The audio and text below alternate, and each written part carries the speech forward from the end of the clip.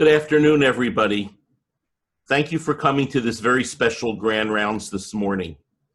You know, as physicians and caregivers, we know that the very first step in being able to treat a disease is being able to recognize the disease exists, explaining how it arrived, and then developing a therapy plan to cure the disease.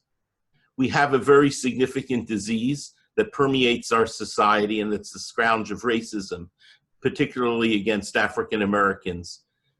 It permeates not only our society, but it permeates even our medical center and the way in which we practice medicine, as insidious and sometimes as obvious as it may be.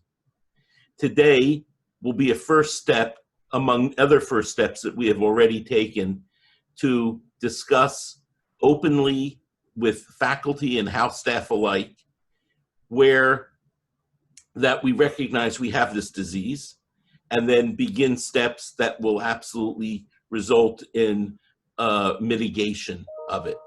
I'm very thankful to all the speakers today. We spoke on Sunday with Stefanie as to how we could utilize today's hour in the most efficient way, and like as expected of Stefanie and Olveen and everyone on this group, Dr. Van Kirk, people stepped up to the plate and really prepared, I think, a very special presentation for today's Grand Rounds. And so without any further ado, I'm going to ask Dr. Carrasquillo, our Chief of General Internal Medicine, to make the introductions. Thank you, Roy. And I'm trying to see if everyone can see my screen. Yes, we can. You want to put it? Yes, we see it fine.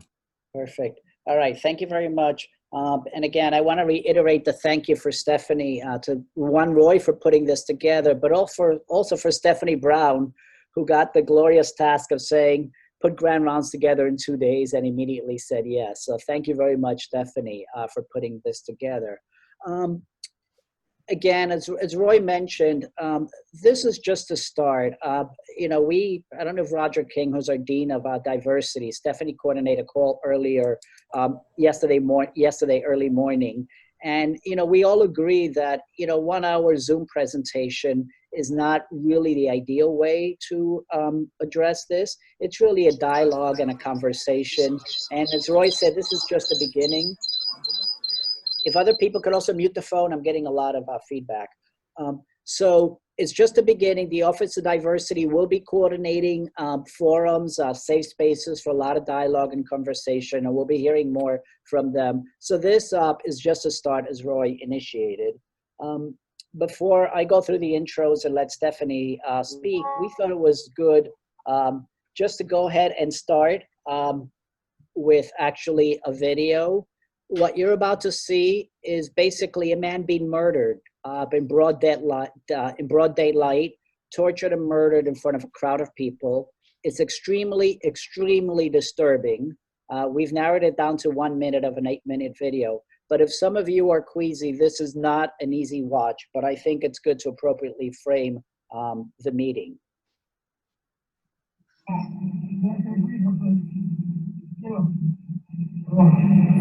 What do you want? I can breathe. I can breathe shit. Well, get up, get in the car, man. I will. Get up, get in the car. I can't move. I'm fighting the whole car. Get up, get in the car. Mama. Get up, get in the car. I can't. Just tell y'all how to do this. Get in, brother. You can't win. Not me. You can't win, man. I'm through. I know you didn't listen. I'm coming here. Everything. Water. Please. Bro, you gotta be fucking moving. Get up off your fucking neck, bro. Are you serious? Bro, are you serious?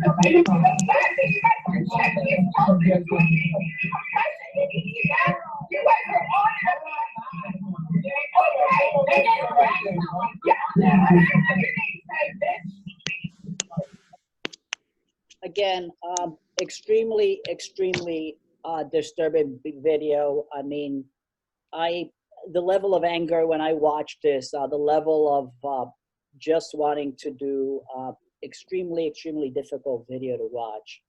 But I think it frames some of the discussion we're going to have today.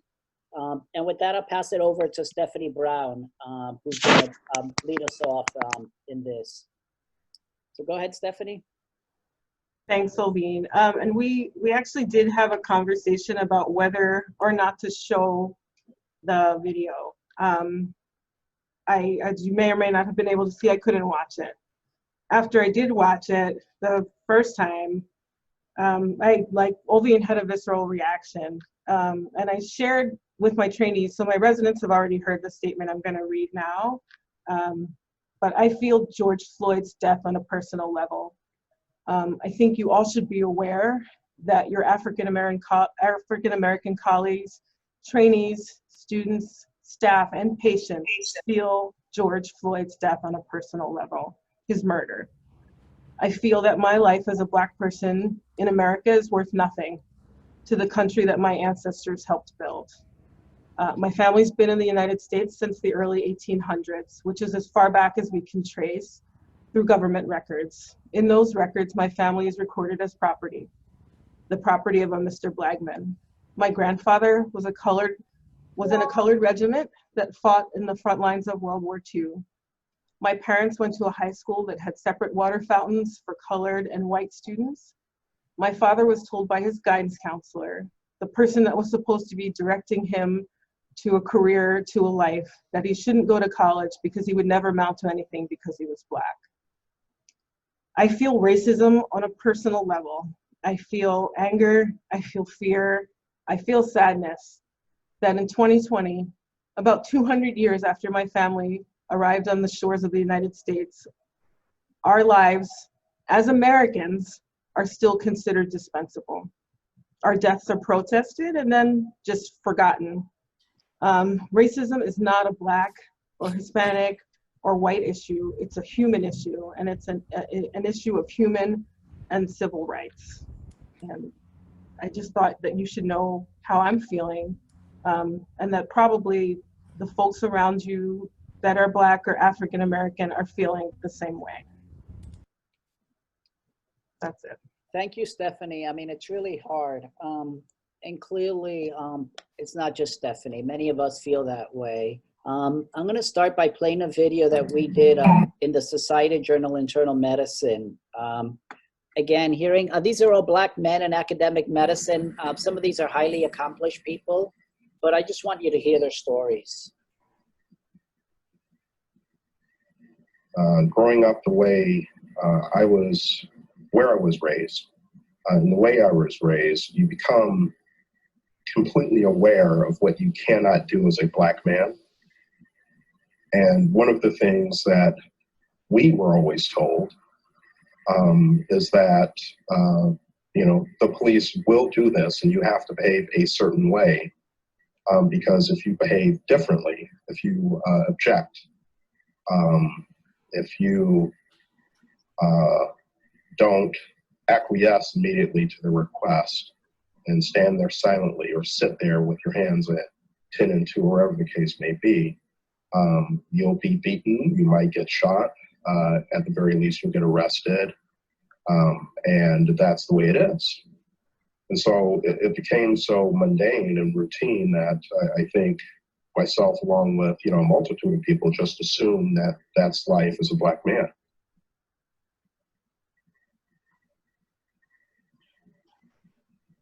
It's a feeling of helplessness to think about that at any point in time, you can be placed into a jail situation or accosted, not because of you crossing a behavioral line, but because someone else decided that you didn't belong wherever you were at that given time.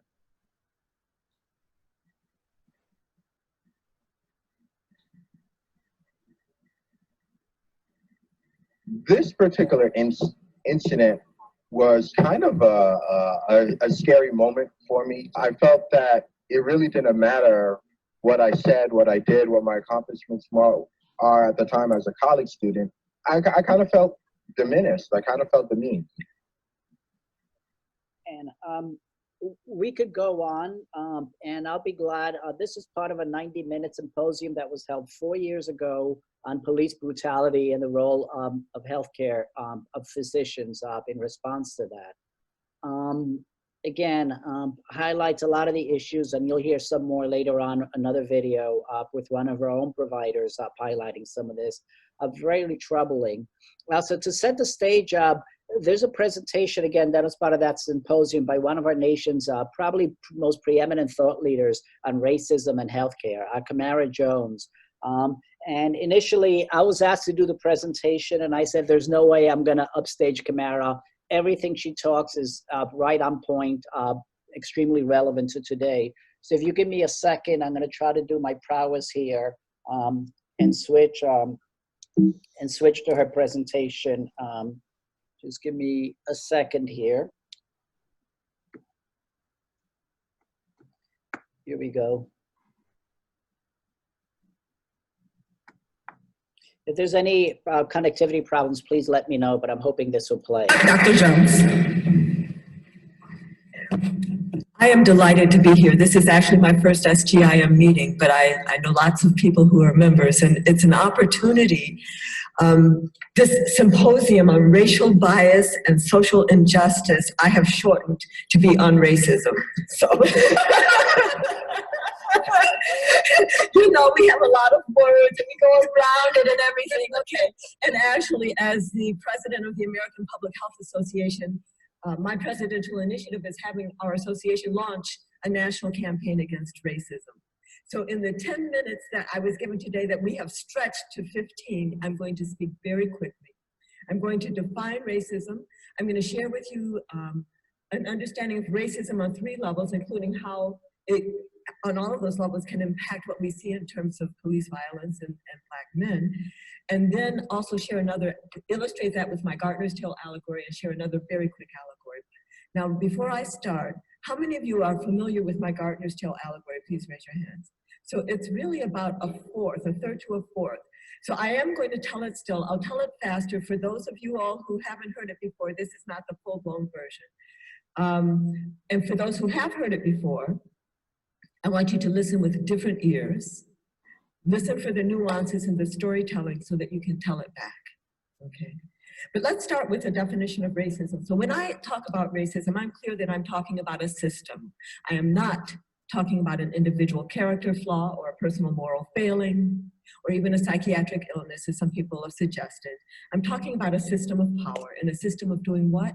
It's a system of structuring opportunity and of assigning value. And on what basis is that opportunity structured? And on what basis is that value assigned? It's based on the social interpretation of how one looks, which is what we call race. We can have a long conversation there, but we won't. What are the impacts of that system of structuring opportunity and assigning value based on so-called race? Well, when we do think or talk about racism at all in this country, we do finally understand that it unfairly disadvantages some individuals and communities. But it doesn't take very long to recognize that every unfair disadvantage has its reciprocal unfair advantage, so that racism is also unfairly advantaging other individuals and communities. And that's the whole issue of unearned white privilege that we hardly ever talk about. But then there's a third, mostly not even appreciated impact of racism, and that's how it saps the strength of the whole society through the waste of human resources. Many examples of that. The fact that we don't vigorously invest in the full excellent education of all of our kids, because the blinders of racism make us feel that there's no genius in the barrios or in the ghettos or on the reservations. The way that these same blinders make us complacent with the wholesale warehousing disproportionately of so many Black and brown men in our prison system. The way that these blinders make us not understand the magnitude of the loss when there is time after time after time, again and again over centuries, and now in the past few years because of cell phones and dash cams, the loss of Black and brown men and women to unfettered police violence without accountability is another example of that loss. For all of us day to day, the fact of the health disparities and the fact that we don't understand that the 8 to 10 year difference in life expectancy between Black and brown men, or Black and white men and women, or that is a loss to the nation. So I'm not going to stay there long, except to say that we need to call out all of these impacts of racism, but we really need a lot of media stories, data collection, conversations around our dinner tables about how racism saps the strength of the whole society. Now, though, how could it impact health broadly, and also how could it be related to what we're going to talk about today? So for that, I find it useful to think about 3 levels of racism: institutionalized, personally mediated, and internalized.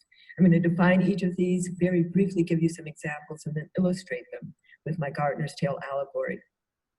Institutionalized racism is the system, if you will, the constellation of structures, policies, practices, norms, and values that results in differential access to the goods, services, and opportunities of society by race. This is the kind of racism that doesn't require an identifiable perpetrator. This is the kind of racism that's been institutionalized in our laws and customs and background norms. It shows up in terms of material conditions as well as in terms of access to power. Examples include differential access to quality housing, or equal educational opportunities, or equal employment opportunities, or even the same level of income at the same level of employment. Those things impact health. Differential access to medical facilities, including linguistic access. Differential access to a clean environment. Differential access in terms of power to information, health information, or even information about our own environment, our own histories. Differential access to resources, capital resources, but also social networking resources, knowing somebody on the board. Differential access to power as voice in government, media, and the like. And I just want to quickly point out, really, that that top bullet about housing, education, employment, and income, some people have said, Dr. Jones, you know, that's what we call social class. Why do you even have that on a slide about racism? Are you talking about racism, or are you really, really, really talking about social class? And it's an important question. I will answer it with the first part of my answer is the observation that it doesn't just so happen that people of color in this country are overrepresented in poverty while white people in this country are overrepresented in wealth. That is not a happenstance. And for each marginalized or stigmatized or oppressed group of color, there's been some initial historical insult. So for American Indians, it was the taking of the land, and then near genocide, and then the moving of the survivors to reserve lands, reservations. And then in some instances, something good was found under one reservation. Oops, you got to pick them up and move them someplace else. I could go through a whole litany of different groups. I'll just end with the one that I usually end with, which is the kidnapping of West African people, right? And the importation of West African people across the Atlantic with tremendous loss of life in the Middle Passage. And then what I describe as the coerced usury of our unpaid labor for the survivors and their progeny. Coerced usury of our unpaid labor for centuries to build this country.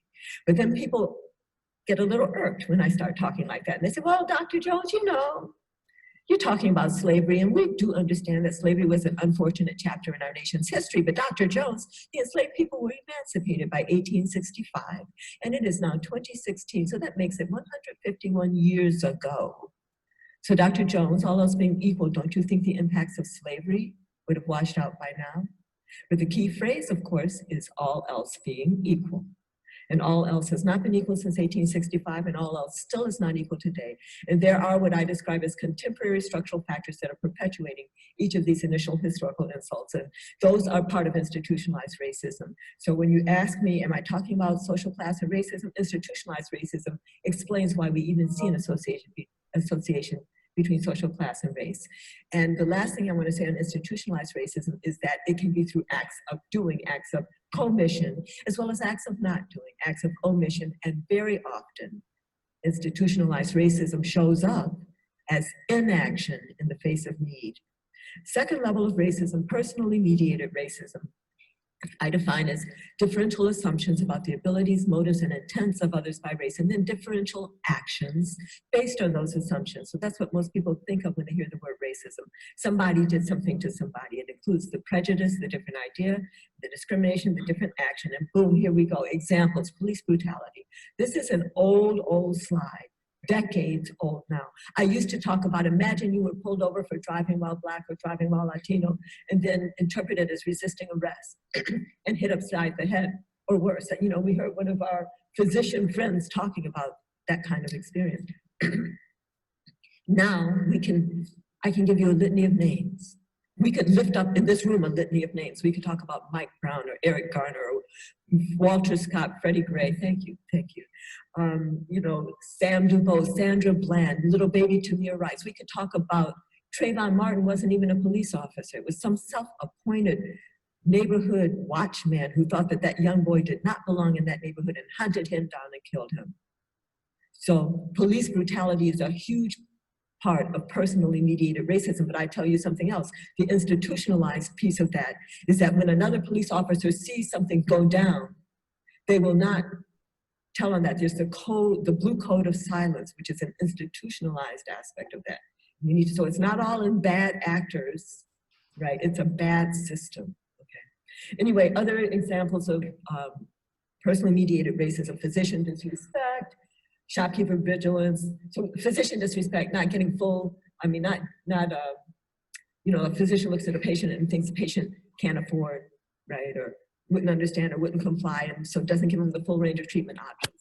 Shopkeeper vigilance, waiter indifference, that's, you know, the everyday racism stuff, you know, the subtle communication of disrespect. Teacher devaluation can affect a child because if a teacher looks at a young child and thinks that child can't learn and puts them off in the ADD track, that child will never even know their full potential, much less have the opportunity to develop to their full potential.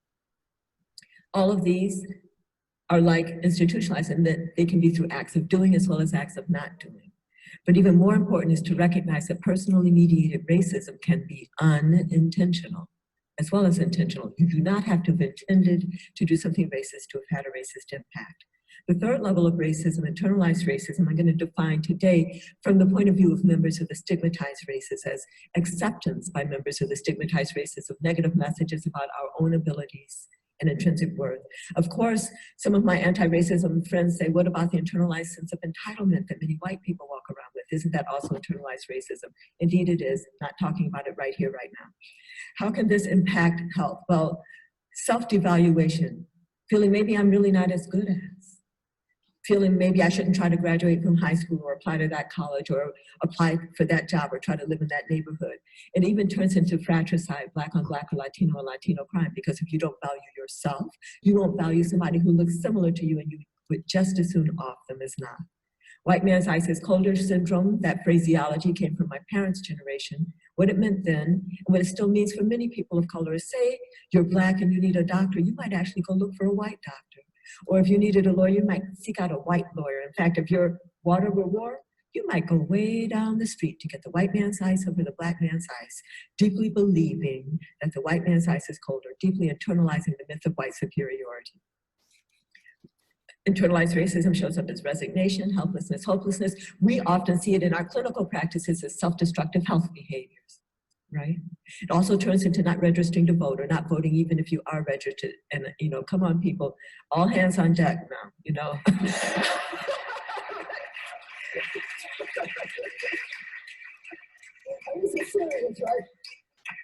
And really, internalized racism is about members of stigmatized races accepting the limitations to our own full humanity of the box into which we've been placed. So now I'm very quickly going to illustrate these levels of racism with one of my allegories, one of my teaching stories, most of which are based on something I've seen with my own real eyes. So I'm going to tell you very briefly what I saw with my own real eyes. Then I'll make it a story about racism. Husband and I, newly married, moved back to Baltimore. I'm going to finish my PhD. We buy our first freestanding house, cute little house. Big wraparound porch, flower boxes all on the porch. Bought the house in October, not even thinking about planting anything. But when spring came, all ready, gonna run out, plant our marigolds. We run out with our seeds and we see that some of the boxes have dirt in them, but some of the boxes are empty. So my husband goes down to the gardening store. He hauls big old bags of potting soil back. We fill up the empty boxes, and then we plant equal numbers of marigold seeds in all of the boxes. We water them. 3 weeks later, I'm walking out of my front door onto my porch, and I stopped in my tracks. Because when I looked at those flower boxes, it looked to me like we had planted completely different species in some boxes versus the others. Because some of the boxes were full of plants, and they were tall, vigorous looking plants, and other boxes just had a few plants in them. And they were scrawny and scraggly looking. And then I realized that potting soil was rich, fertile soil. So every single seed planted in the potting soil had sprouted. The strong seed had grown tall and vigorous. Even the weak seed had made it halfway up. That old soil that we had found there turned out to be poor, rocky soil. So the weak seed had died. The strong seed had to struggle just to make it to a middling height. And some of you guys are nodding. So there are gardeners in this room who have composted half of your garden, say. And you've seen this image. It's about the importance of the soil, the importance of the environment. But now I'm going to make it a story about racism by introducing a gardener. And this gardener has two flower boxes, one which she knows to have rich, fertile soil, and one which she knows to have poor, rocky soil. And she has seed for the same kind of flowers, except some of the seed is going to produce pink blossoms, and some of the seed is going to produce red blossoms, and the gardener prefers red over pink. So what does she do? She takes the red seed and puts it in the rich, fertile soil, and the pink seed in the poor, rocky soil, and 3 weeks later, she sees in her boxes what I saw in mine. In that rich, fertile soil, all of the red seed has sprouted. Strong red seed grows tall and vigorous. The weak red seed at least makes it halfway up. In that poor rocky soil, the weak pink seed dies. Here comes the strong pink seed struggling to make it to a middling height. And then in those flower boxes, those flowers go to seed. And the next year, same thing happens. And then those flowers go to seed. And year after year after year after year, the same thing happens until finally, about 10 years later, gardener's looking at her flower boxes and she says, you know, I was right to prefer red over pink. So we interrupt the story there to say the first part of the story is how institutionalized racism works. You have the initial historical insult of the separation of the seed into the two types of soil. You have the contemporary structural factors of the flower boxes, keeping the soil separate, and through inaction, the face of need, perpetuation of the inequity. I think somebody's Right back up, whereas personally mediated racism, where gardener looks over at red, loves red, looks over at pink and says, oh, those flowers sure are scrawny and scraggly, so she plucks off the pink blossoms before they can even go to seed. Police brutality. Or she might notice that a pink seed has blown into the rich, fertile soil, and so she plucks it out, which is some of the anti-affirmative action stuff that goes on. And where would internalized racism be in the garden? Well, red flowers just living their lives, enjoying being red, many of them either not understanding or acknowledging that they're benefiting from enriched soil. Pink flowers looking over at red, thinking red is mighty fine, and wishing with all their hearts that they too could be red. And here come the bees. And the bees are minding their own business, you know, collecting nectar, but pollinating at the same time. So here comes a bee into one of the pink flowers and then into another pink flower, and then to this pink flower. And this flower's like, get away from me, bee. Don't bring me any of that pink pollen. I prefer the red because the pink flower has internalized that red is better than pink. So now the question arises, what do we do to set things right in this garden? Well, we could start by addressing the internalized racism. So we can go over to the pink flowers and we can say, pink is beautiful, power to the pink.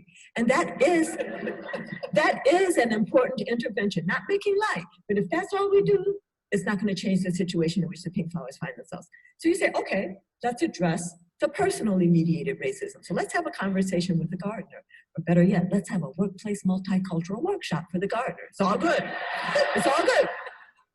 So we have our workshop. In the workshop, we say, dear gardener, would you please stop plucking those pink flowers? And maybe she will, and maybe she won't. But even if she does, it's still not going to change the situation in which the pink flowers find themselves. I think that if you really want to set things right in the garden, you must address the institutionalized racism. You have to either break down the boxes and mix up the soil, or if you want to keep separate boxes, that's all right too, although it makes it easier for the gardener to continue segregating resources going forward. But if you keep separate boxes, it means you need to enrich that poor rocky soil until it's as rich as the rich, fertile soil. And when you do, the pink flowers will flourish. They'll be looking beautiful, grand, and glorious. And in that intervention, you'll have also addressed the internalized racism. Pink is not going to be looking over at red, thinking red is better. And in that intervention, you may also address the personally mediated racism. The original gardener may have to go to her grave preferring red over pink. But her children who grow up and see the flowers equally beautiful would be less likely to have that kind of attitude. So very quickly, that was to illustrate those three levels of racism and to suggest that we have to at least address the institutionalized. Good if we address all the... Thank you. All right. I'll cut it off there. Anyone who wants the rest of the video, it's certainly available, and I can send all of you the link.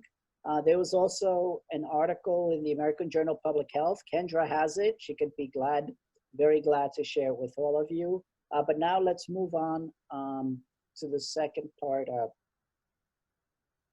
to the next part of the, so again, this is a AJPH article, 20 years ago, just as relevant today as it was in 2016 and 2020. But let's move on to Armen. But before we move on, I just want to frame it with, again, another video that we've shortened to 1 minute. But then Armen will talk about the video. Sorry, Go ahead. Olveen, sorry to interrupt you. Armen said he's actually going to describe it, so you don't need to show the video. Oh, okay. I All sent right, you a so text. all right. So go ahead. I will stop sharing my screen and I'll let Armen take over from there. Hey everybody, my name is Armen Henderson, assistant professor of medicine. I did residency at Jackson, and now I am a faculty member in the hospital medicine division. I work at night. That's probably why a lot of you don't really see me a lot. But before I start, I really wanted to talk about, first of all, I'm glad that you all are having this. It's a good conversation to have, a good conversation starter, and I hope by the end of this, we're able to figure out what we can do moving forward and the best way to move forward as well as physicians, and also just about being concerned human beings as well. So I'm from Philly. You know, I've been accosted many times throughout my life by police. 35 years old now. You know, handcuffed to the steering wheel, thrown on the ground, kicked, cussed at, you know, racially profiled in my neighborhood, etc. In all of my years, and I know this is going to sound interesting to you, I've only called the police like one time in my entire life. And so that just shows you the relationship that I have with police growing up where I did in inner city Philadelphia. And so I just want to fast forward to the death of Trayvon Martin, which happened while I was in medical school. And it really questioned, you know, why, like, what was I doing? I was in medical school. I wanted to do something about what happened, but I felt like hopeless, as a lot of my colleagues did as well. And it was really a turning point, not just for me, but for the country, to look at the way we view policing, especially for people my age as well. And so, you know, again, I felt I chose the wrong calling. But fast forward, when I got into residency, I came to Miami, and I immediately connected with a group called Dream Defenders. And Dream Defenders is a group that Rachel's going to talk about. Basically, you know, it was founded after the death of Trayvon Martin. And, you know, since I started residency here in Miami, I've been organizing with Dream Defenders.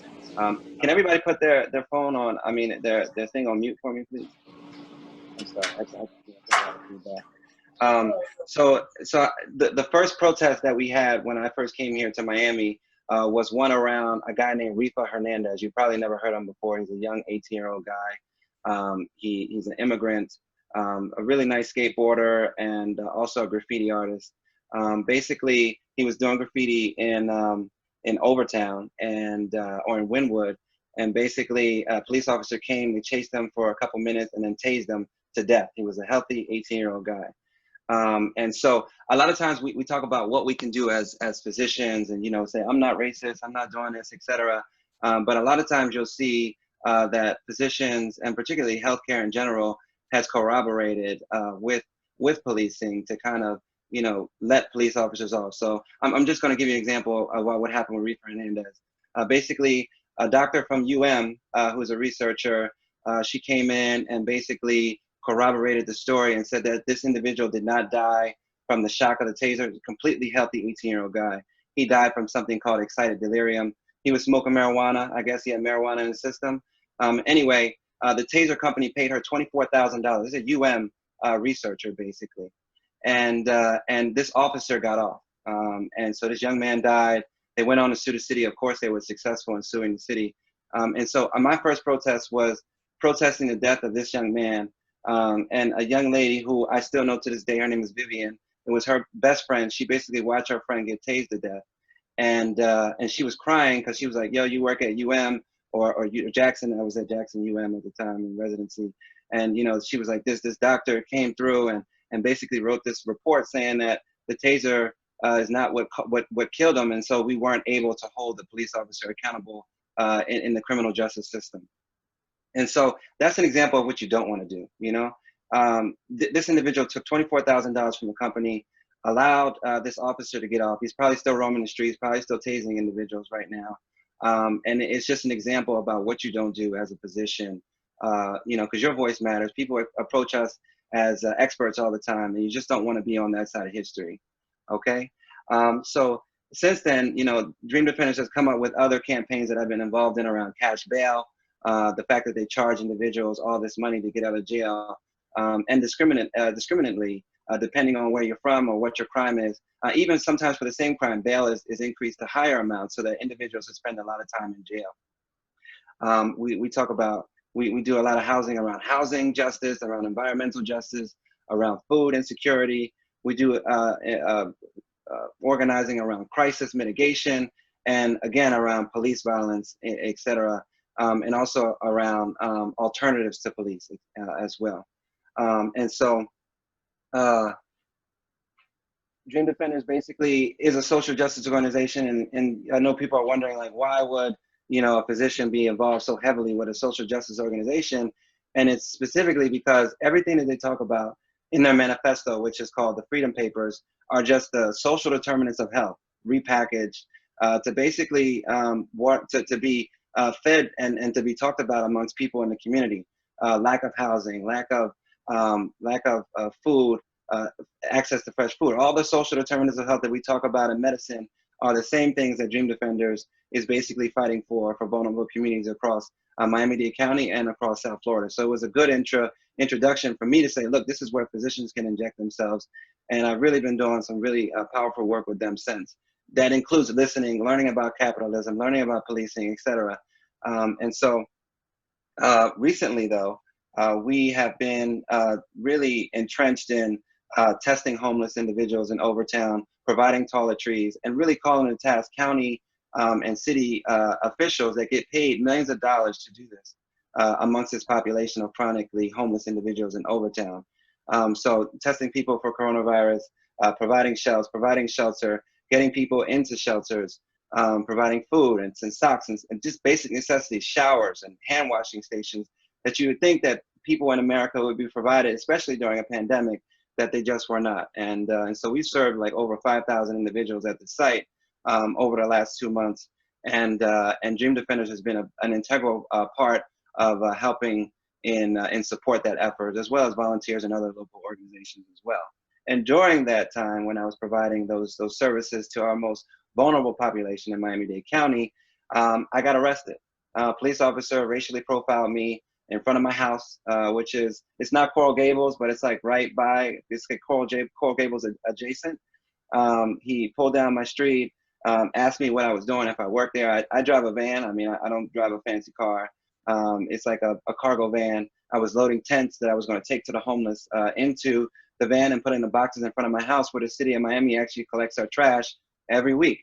And so, you know, after I answered all his questions, he felt that I didn't answer him correctly, or that he was just agitated. And honestly, I knew it was going to happen from the beginning. When he pulled down the street, I always brace myself for these type of encounters.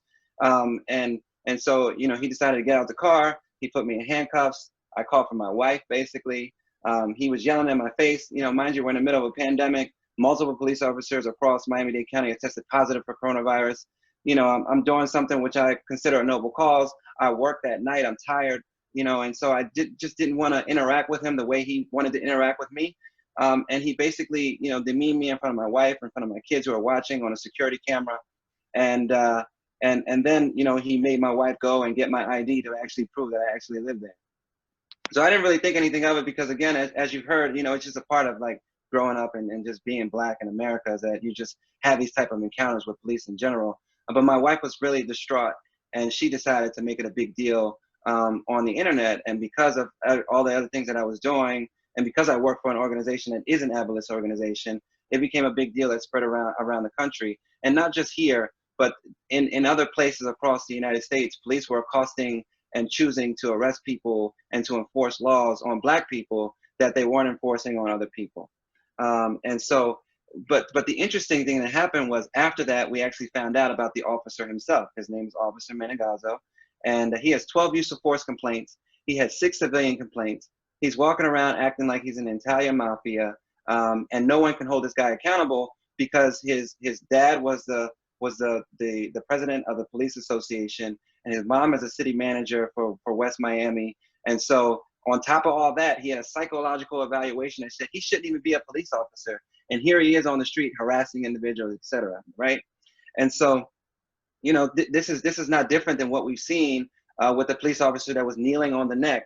That was actually probably one of the most grotesque things that I've ever seen in my life that was ever captured on film. on film. You know, when we talk about a lynching, that's exactly what that was, a lynching in broad daylight by police. And the officer that knelt on his neck, he killed people. And look up his background. He killed multiple individuals, most of them black. He's had all these civilian complaints. He had all these use of force complaints, and yet he's still allowed to be on the police force. And so a system that allows somebody to continue to terrorize people like that on that level is just a system that needs to be disarmed. It needs to be dismantled. And that's really what Dream Defenders is about. But I just also want to talk about the medical examiner as well. The medical examiner released a report that said, and this is a physician, right, that said that the cause of death for this guy who was knelt on his neck for 8 minutes and had asphyxiation was basically because he had drugs in his system and because of his other comorbidities, right? That's like someone comes to the hospital, you know, with multiple comorbidities, they die of COVID-19, and you blame it on the fact that they have multiple comorbidities. No, they died of COVID-19. He died because this guy had a knee on his neck, and he was asphyxiated for 8 minutes. He got suffocated, right? And so that's another way how physicians can interject themselves into these type of matters. Yes, you know, you may be friends with police officers, but if this was your dad, if this is your son, if this was your grandfather who was under the knee of this guy for 8 minutes, you know that your report would look way different than what this county medical examiner did. And so you really got to do the right thing as physicians. And so these protests have spread all across the world, all across the United States first, because other people in other states are saying similar things that are happening. And there's a laundry list of names that we can go through of people that died at the hands of police. And even here in Miami, Jermaine McBean was a guy who was walking with headphones on his ear, and he didn't comply to what the police officer was saying because he couldn't hear. He had music on. He got shot in the back like 12 times. And so that police officer got off in Miami-Dade County. So these types of things happen. People are upset. They happen to family members. And that's why when it happens to someone, it brings back those same memories of times that they were accosted by police or beat up, etc. And it really invokes an anger in people. And it really has spread not only across the United States, but all across the world. Because there are places where they're being occupied, whether it be in Palestine or whether it be in places like Africa, AFRICOM, or where places have, you know, heavy militarization or police presence there. And so people feel it in other places as well. And so I'm going to leave you with these things. What can you do as a physician, basically? Number one is speak up about abuse, right? If someone comes into the emergency room or someone that you're seeing as a patient says that something happened to them by the police or what have you, believe them. Believe them that would happen. And you can make anonymous tips to the civilian investigative panel, which reviews all police misconduct as well. And they're reviewing what happened to me now. I had a patient in the emergency room, got shot in the eye by a taser, and the police officer said he tripped over a bucket and while he shot the taser, and the guy said that he shot him directly in the eye with a taser. I mean, we can't let things like this go by. You know, we have to say, and that happened while I was in residency, and I felt like helpless because I went to the emergency room physician and I said, look, this is what happened. And they said, oh, he's just a drug addict. Like, it's okay. Don't believe him or whatever, right? The other thing you can do is sit in on these civilian investigative panels. If you are a taxpaying citizen in Miami-Dade County, you can sit on that panel and review all police misconduct. And as a physician, you have you have a loud voice. People listen to what you say. If people call you as an expert for any like police testimony or witnesses, etc., related to jails or prison or police, tell the truth. You got to tell the truth.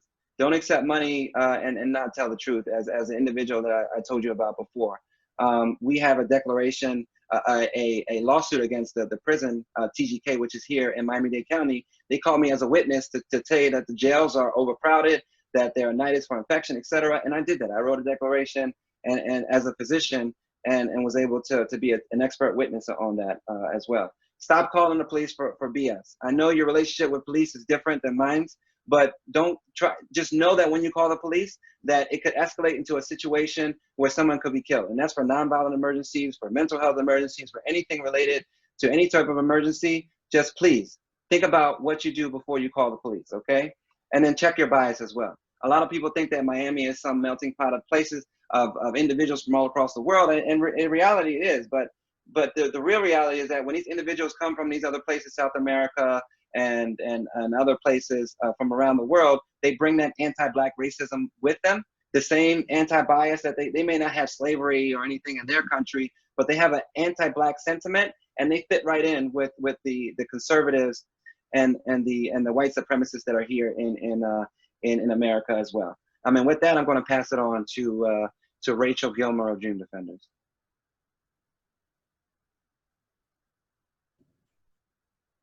Rachel, are you there? I think Rachel might have had to hop off, Armen. Okay, great. Okay, go ahead, Alana. Hi, I'm Alana Greer with the Community Justice Project. I'm an attorney, and I have the privilege of getting to work with folks like the Dream Defenders and Armen in supporting, as a lawyer, trying to figure out what tools we have to support social justice campaigns. And having had the opportunity to work with medical professionals in that fight, I think there's a lot of similarities as how we as professionals can really think about using both our positionality as professionals and how that might be heard in the space to back up the voices of those who are most directly impacted. And many of us are coming from communities that we are impacted as well, right? So as a non-Black, but as a non-Black Latina, and I know there's many folks on this call who might either be people of color, but not experience life as a Black person in this world, thinking about how we can show up as well. And you all have a really particular skill set that is needed in this moment. And so that it can be as simple as showing up for a Superior County Commission hearing, and from your perspective, sharing not only why these systemic issues are a problem, but why they're public health threats. One of the things we saw in Milwaukee recently, just yesterday, was the school system decided to cut its contract with police. And that's an issue that Black and brown youth have been organizing around for several decades now, right? About demilitarizing and decarcerating their schools. And one of the more powerful tools that those young people had to back them up was a few years ago under the previous administration, the CDC actually came out with guidelines around the fact that metal detectors outside of schools and the military and policing, the certain types of policing in schools, was actually a public health concern. And that lent additional credibility and to the very extremely credible but often ignored experiences of young people who were facing harassment by police in their schools as just when they were trying to come to learn. And so being able to speak to that, not just in moments like we're now, where the national spotlight is centered on the reality of police violence and the need to center Black lives in this moment, but when life goes back to the many other distractions that you have, how can you step up for some of these systemic issues that are at the core of why people are standing up today? And as Armen said, there's many opportunities to do that. And I think also for those of us who are not steeped or who've not lived these experiences, if you feel uncomfortable when you hear things, the demands from the community like defund the police, really interrogate what's going on there. And I really encourage you to read about Invest Divest movement, about what it means to invest to take money that we're putting into incarceration and to the militarization, if you've seen the tanks on our streets this week, and put it into things like our healthcare system and things like access to education and housing. I mean, what that could mean for your patients and for our community if we made different decisions with our resources. And forcing ourselves, when you feel that discomfort, or I don't know about that makes me feel defensive, really, really taking the time to read what's behind that, to listen to the experiences of both our colleagues and folks who might be outside of our individual bubbles, and really trying to dismantle those reactions we're having and fears and get to the heart of why this systemic change is needed. Thank you so much for having me. Thank you, Alana. And just a heads up, Alana Greer is actually the daughter of Pedro Greer, Dr. Greer at FIU, who started Camilla's House. And so he's been, obviously, he trained her up very, very well. But with that, you do want to talk about basically one of the things that we are doing right now is we're starting a trauma recovery center in Miami-Dade County. And we hope to partner with University of Miami and Jackson Memorial Hospital, basically where we're looking at alternatives to policing and militarization. Basically, the Level 1 Trauma Center here is a place where people from all across the country come to train, because they see gun violence as similar to what they would see in war.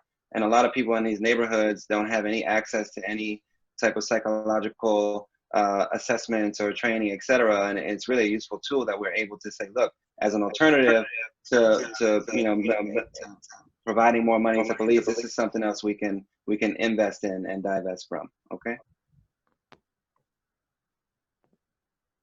Thanks, Thank you. Armen.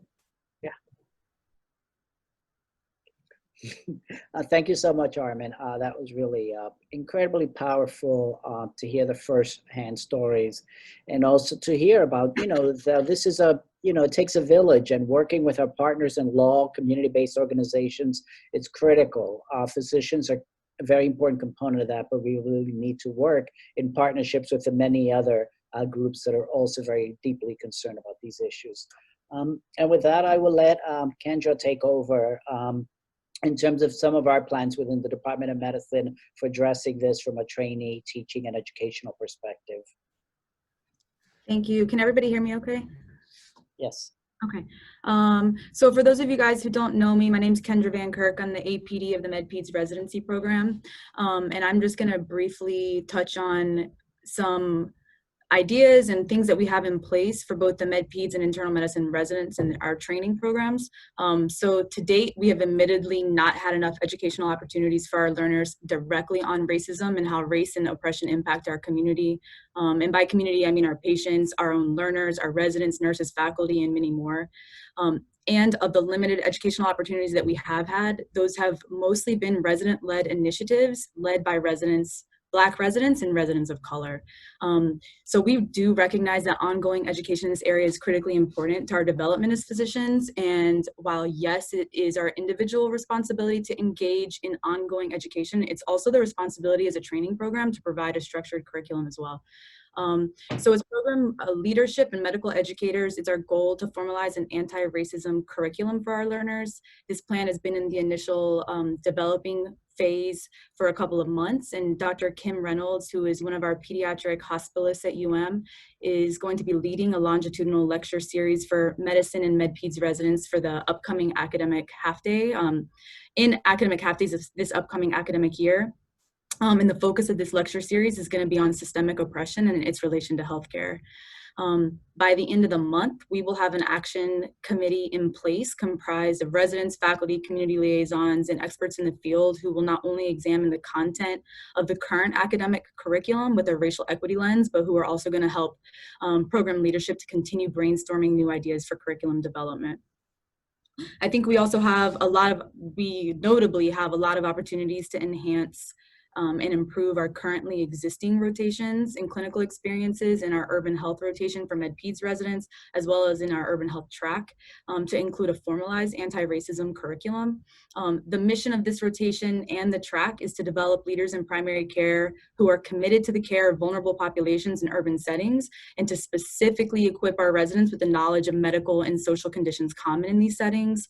So, we use the term urban health. It's a language that we occasionally use to describe care for people that might lack adequate access to care. But ultimately, the reason why these folks do have inadequate access to care is because of systemic oppression and racism. And we need to be more intentional about making that connection very clear for all of our trainees.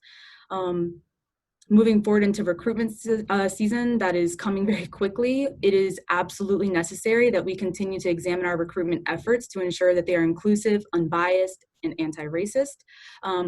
We have really prioritized the recruitment of a diverse intern class year after year, but this doesn't mean that we do it perfectly, and it calls for constant self-reflection and reevaluation. So we're going to continue to work with our resident recruitment committees in this effort as well. And lastly, I'll just touch a little bit on the Office of Diversity, Inclusion, and Community Engagement. And I thank Nanette Vega for providing me with some of this information, but they currently have numerous initiatives in place, as well as several for the upcoming academic year, including Dean's Diversity Council, Medical Scholars Program, Women in Academic Medicine. But I'd like to highlight a current initiative which uses a restorative practices framework for medical students. So for those who don't know, restorative practices is a social science science studies how to improve and repair relationships between people and communities. The purpose of it is to build healthy communities, to increase social capital, repair harm, and restore relationships. So the medical students are actually currently meeting monthly using this framework to discuss implicit bias, racism, COVID-19, and how these directly impact Black and Brown women and men. And I want to highlight this framework because we're committed to partnering with the Office of Diversity, Inclusion, and community engagement to potentially use this framework for our residents and faculty as well. And Nanette said that she's available if anyone's interested in learning more about how that framework works. But I think overall, as program leadership, we just want to acknowledge that this is obviously a work in progress. It feels reactive, and I do think it is reactive to a certain extent. Some things have been happening already, specifically talking about anti-racism curriculum in this program, but we have not done it well enough, and we're very, very committed to doing so moving forward. Next slide, please. All right. So if you want to learn more, I'm just providing a few resources here. I know a lot of people in the chat have been asking about Kamara Jones's article or her resource on the levels of racism. This will be provided. I think the link's already been put in the chat. This list is obviously not exhausted, but I'm hoping that it can start as a helpful starting point. But I really do want to stress the importance of doing our own research, utilizing books, webinars, podcasts, information that's out there, and because it cannot fall to our Black colleagues or to people of color to teach us about racism and anti-racism. Another book on here is Stamped from the Beginning, The Definitive History of Racist Ideas in America, written by Professor Kendi, who is a professor of history and international relations at American University in Washington, D.C. And this book details the history of how racist ideas were developed, disseminated, and enshrined in American society. So I also really recommend that book. Lastly, the link there, again, which will be sent out, is provides a comprehensive list of resources specifically around racism and anti-racism. Next slide, please. And I know many of our residents and faculty are also struggling with how to address these issues with your own children, your nieces and nephews, other kids that you may come into contact with. So I just wanted to point out that the AAP, American Academy of Pediatrics, openly condemns racism, stating that racism harms a child's health starting from before they're born. And they released a new statement on June 1st offering advice for families on how to talk to children about racism and what they may have seen or heard in the media. That link is there, and it's easily accessible for anyone. There's also resources available at healthychildren.org on how to talk to children about tragedies and other news events. And then lastly, of course, this is not exhaustive, but lastly, there are really great resources at commonsensemedia.org. Not only for book recommendations, but there's also free resources there to teach kids about social justice and racial inequality. So I hope that those resources are helpful, at least for a starting point. This is a continuous lifelong learning process that we all need to engage in, but I hope that those are at least helpful. So thank you very much, Kendra, and everyone who participated in today's meeting. Although it's 1 o'clock, I'm not going to close the meeting. I'm going to leave it open for people to express their concerns and their ideas. The chat has been very active. We'll make that available in a transcript to everyone as well. Some of us have to go to clinic, so I understand the limited time, but I'm going to give each and every one of us a homework assignment, and I don't mean to be simplistic about this, but I would like to receive an email from everybody in the department, both house staff and faculty, as to what they are actively going to do to address this problem. Yes, we're going to learn, and that is an actionable item, but really, what are we going to do? Are we going to call Dream Defenders and volunteer a day? Are we going to learn more about something? Are we going to participate in a peaceful demonstration to show solidarity? I would like to know, if you feel comfortable, at least telling me what you're going to do with in your response to these very moving and very inspirational discussions that we had today. I think it behooves each and every one of us not only to learn, but we actually need to put into action. We need to cure this disease. We need to cure this permeated problem of racism, and we have to start at home.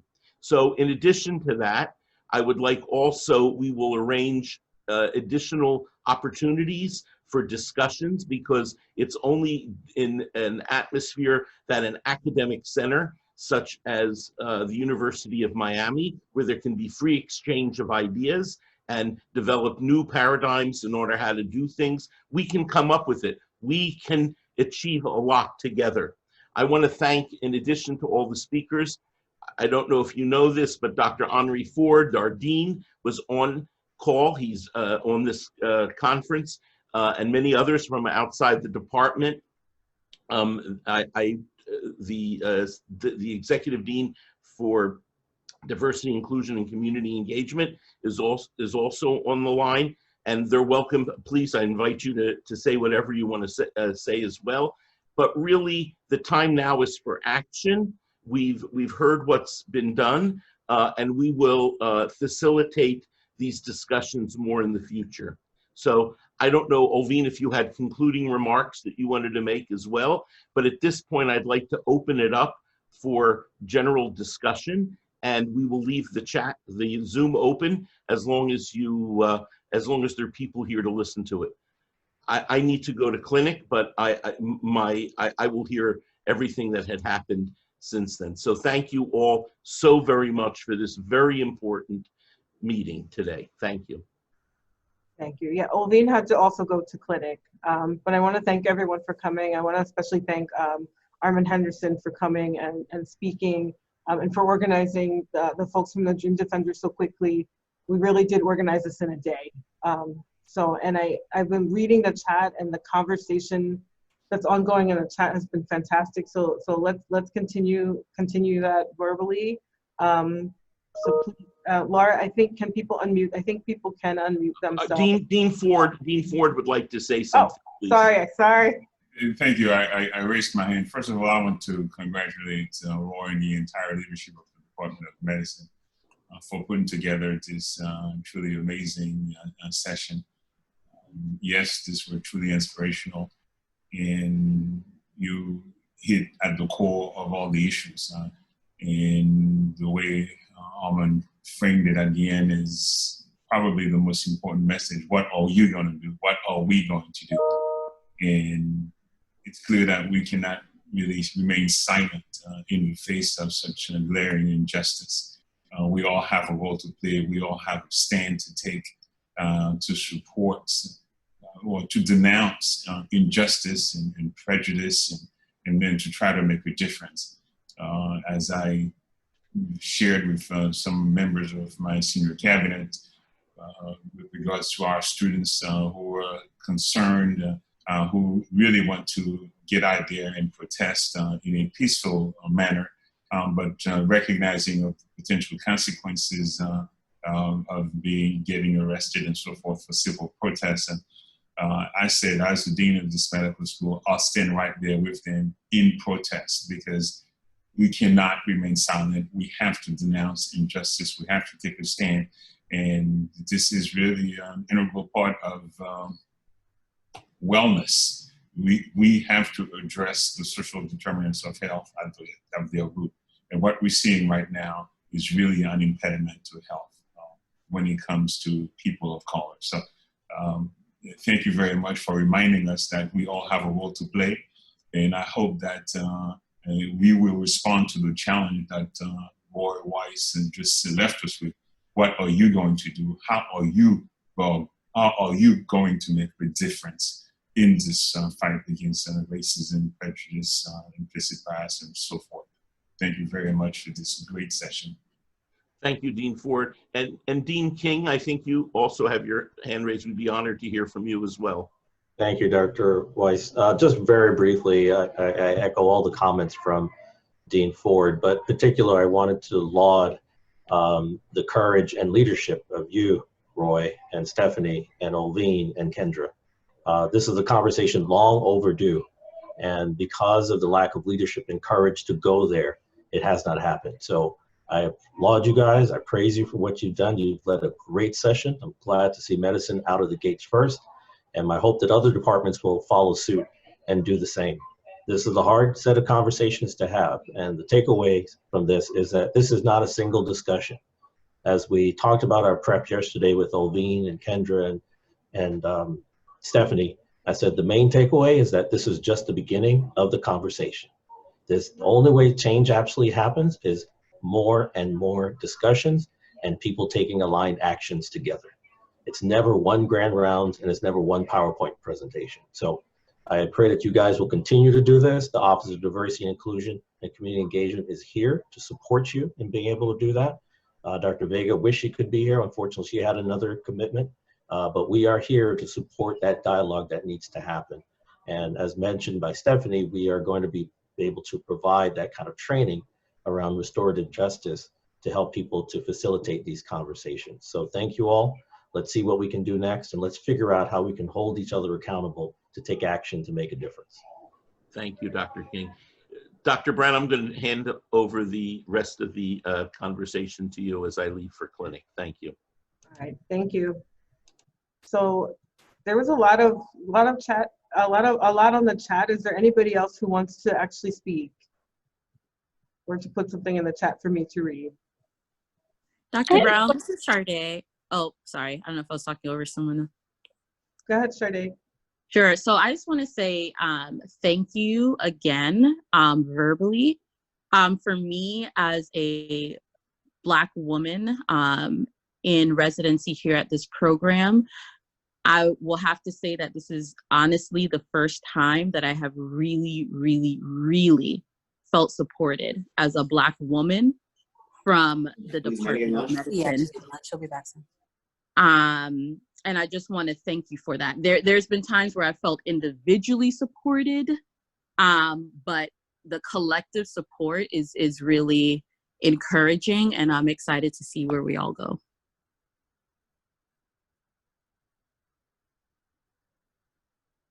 Thanks. Anyone else? No? Does anyone have any questions for any of us? I don't know if Armen was going to try to join back on, but I know he has a meeting with the dean now. Well, I had a question about Sure. just how to get info about that oversight board that he mentioned. Is it something you can just, I mean, I haven't tried Googling it. But he said there's a police oversight board and you can like even consider like, you know, attending their sessions.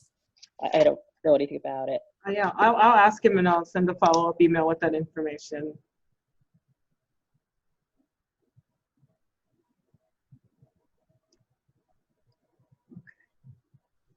It might be good if we had like a web page with links to some of these resources, maybe to some of the lectures. There are a lot of webcasts that have been done recently, plus the information that Kendra shared.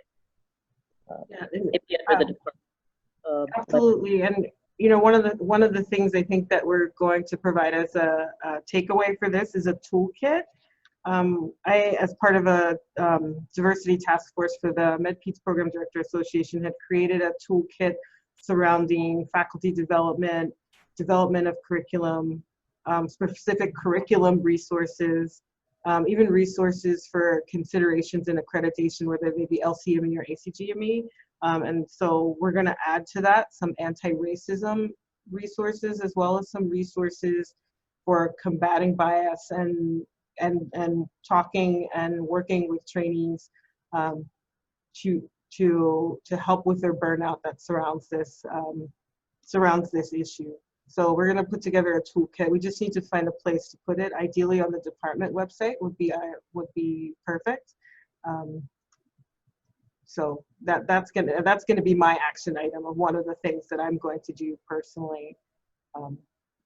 But yeah, it's definitely necessary. The AAMC has resources. The Alliance for Academic Medicine has a really nice webinar series. There's many resources out there, including the NIH has a webinar series.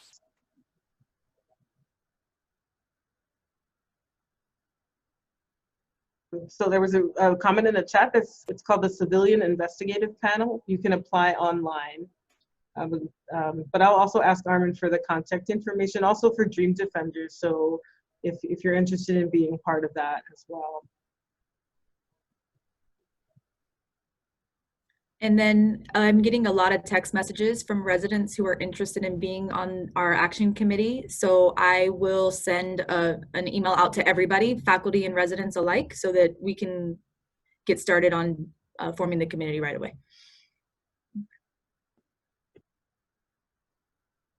I don't know where the recording will be. Laura, are you still on? I'm still on. I'll save it on our YouTube channel, and then I'll also send everybody a link with the recording. Perfect, thank you.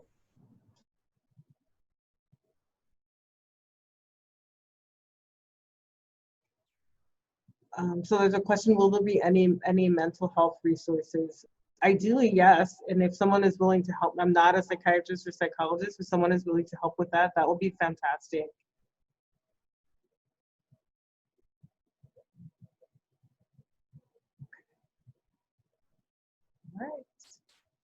All right. Well, if there aren't any more questions, thank you guys so much for coming. Keep the conversation going, not just in the chat, but in person. You know, this is it. This is our opportunity to improve things at the university, to improve things for ourselves, to improve things for our patients, to improve things for our students and our residents and our fellows, and our you know, and our friends and our family and our neighbors, everyone. All right, this is our moment, so please take it. Thanks.